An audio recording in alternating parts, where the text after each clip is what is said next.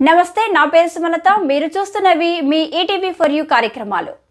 భద్రాద్రి కొత్తగూడెం జిల్లా పరిసర ప్రాంతాల్లో జరిగిన వార్తా విశేషాలు ఇప్పుడు వీక్షిద్దాం.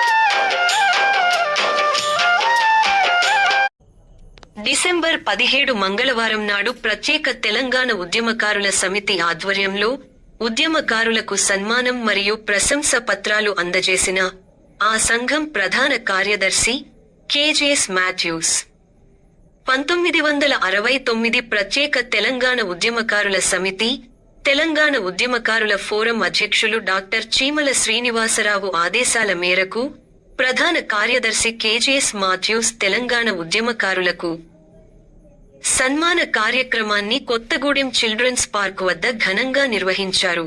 కేజేఎస్ మాథ్యూస్ ఉద్యమకారులను పూలమాల, శాలువాతో ఘనంగా సన్మానించి ప్రశంస పత్రాలను అందించారు.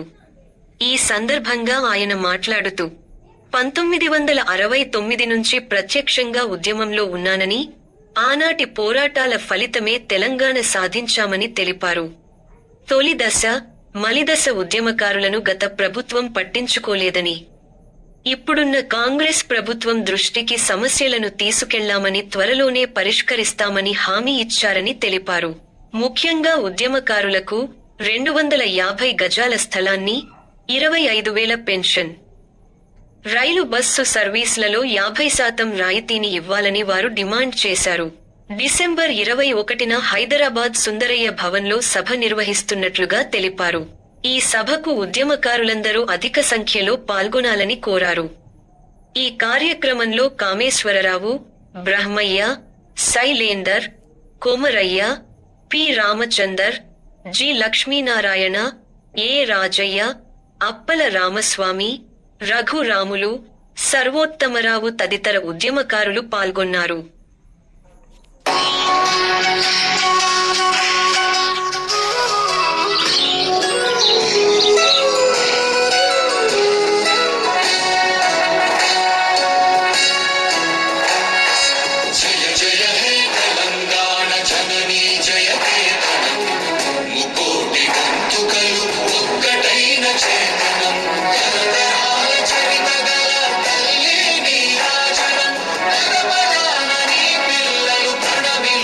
శుభ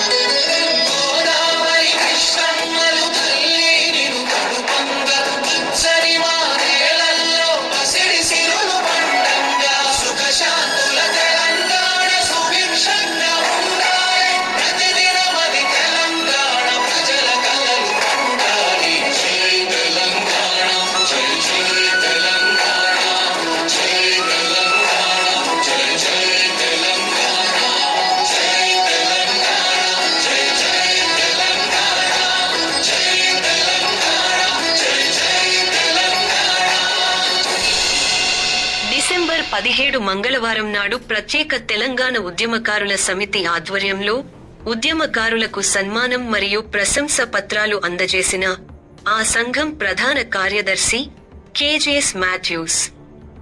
1969 ప్రత్యేక తెలంగాణ ఉద్యమకారుల సమితి, తెలంగాణ ఉద్యమకారుల ఫోరం అధ్యక్షులు డాక్టర్ చీమల శ్రీనివాసరావు ఆదేశాల మేరకు ప్రధాన కార్యదర్శి కేజీఎస్ మాథ్యూస్ తెలంగాణ ఉద్యమకారులకు సన్మాన కార్యక్రమాన్ని కొత్తగూడెం చిల్డ్రన్స్ పార్క్ వద్ద ఘనంగా నిర్వహించారు.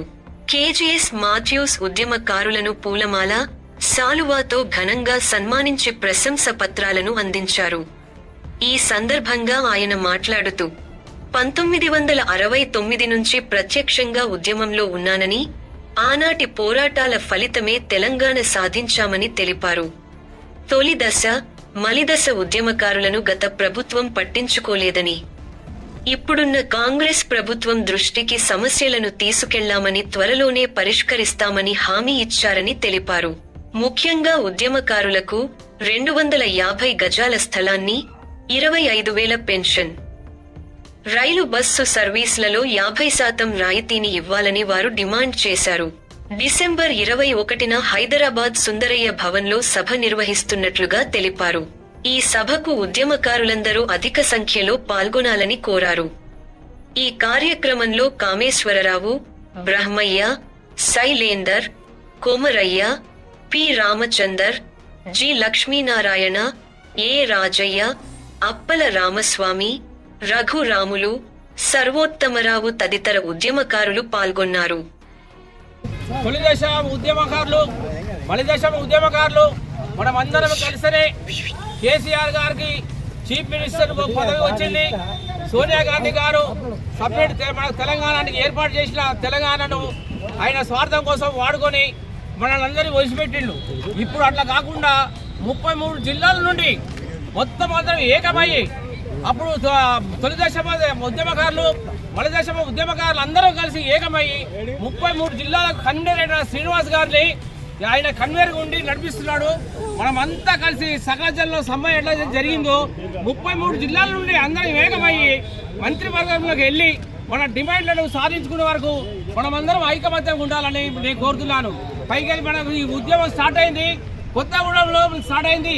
ఇంట్లో ఫైరింగ్లు దెబ్బతిన్న వాళ్ళు, చనిపోయిన వాళ్ళు, వాళ్ళందరికీ కాంపెన్సేషన్ కావాలా, ఉద్యోగాలు కావాలా, పెన్షన్ కావాలని, 250 గజాల స్థలం కావాలని, బస్సులో బండిలో ప్రయాణం చేసేసరికి 50% మినహాయి ఉండాలని అందరికీ కోరుతూ మినిస్టర్లందరికి ఇచ్చాము.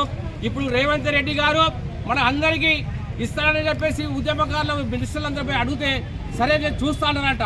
ఇప్పుడు పొంగులేని శ్రీనివాస్ గారు, దుద్దిల్ల శ్రీధర్ బాబు, పొన్నం ప్రభాకర్ గారు చాలా ఒత్తిడి చేస్తున్నారు. వీళ్ళ వెనుక ఉండి డాక్టర్ శ్రీనివాసరావు గారు మన కన్వీనర్ 33 జిల్లాలను ఏకం చేసి నడిపిస్తున్నాడు.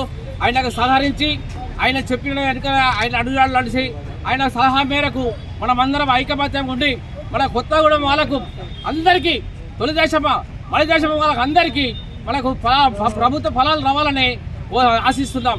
రేపు 21వ తారీఖు నాడు జరగబోయే మీటింగ్ కు మినిస్టర్లు అందరూ వస్తున్నారు. దీనికి పిలుపు శ్రీనివాస్ గారు పిలుపు మేరకు 21కి సుందరయ్య భవన్ లో మీటింగ్ ఉన్నది, బషీర్బాగ్ లో ఉన్నది.